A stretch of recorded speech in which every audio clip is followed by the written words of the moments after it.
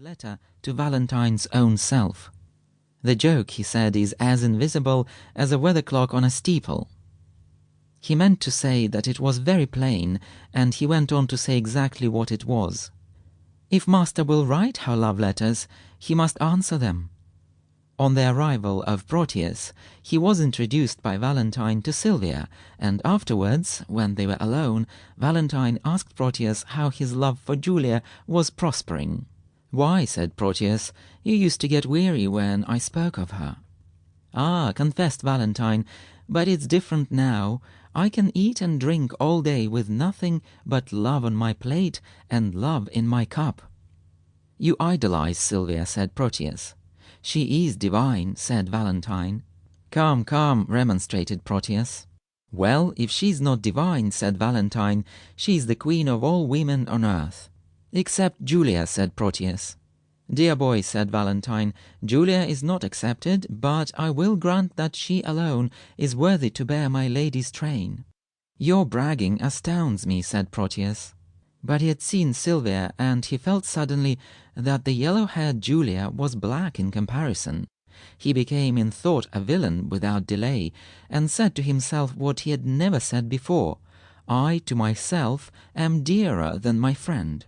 It would have been convenient for Valentine if Proteus had changed, by the power of the god whose name he bore, the shape of his body at the evil moment when he despised Julia in admiring Sylvia. But his body didn't change. His smile was still affectionate, and Valentine confided to him the great secret that Sylvia had now promised to run away with him.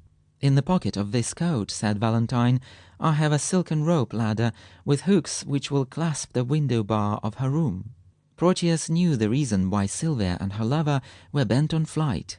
The Duke intended her to wed Sir Thurio, a gentlemanly noble for whom she didn't care a straw. Proteus thought that if he could get rid of Valentine, he might make Sylvia fond of him, especially if the Duke insisted on her enduring Sir Thurio's tiresome chatter. He therefore went to the Duke and said, "Duty before friendship, it grieves me to thwart my friend Valentine, but your Grace should know that he intends tonight to elope with your Grace's daughter."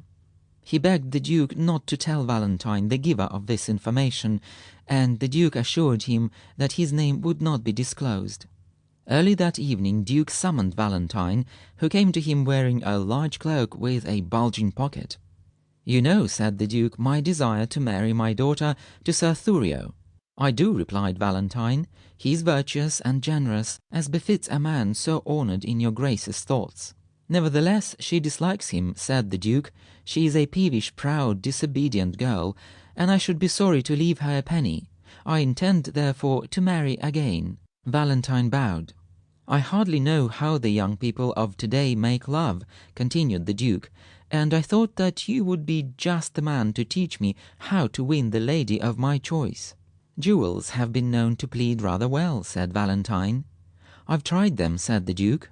"The habit of liking the giver may grow if your Grace gives her some more." "The chief difficulty," pursued the Duke, "is this: the lady is promised to a young gentleman, and it is hard to have a word with her. She is in fact locked up." "Then your Grace should promise an elopement," said Valentine. "Try a rope ladder." "But how should I carry it?" asked the Duke. "A rope ladder is light," said Valentine. "You can carry it in a cloak." "Like yours?" "Yes, your Grace." "Then yours will do. Kindly lend it to me." Valentine had talked himself into a trap. He couldn't refuse to lend his cloak, and when the Duke had donned it, his Grace drew from the pocket a sealed message addressed to Sylvia. He coolly opened it and read these words: "Sylvia, you shall be free tonight."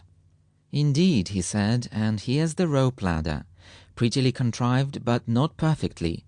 I give you, sir, a day to leave my dominions.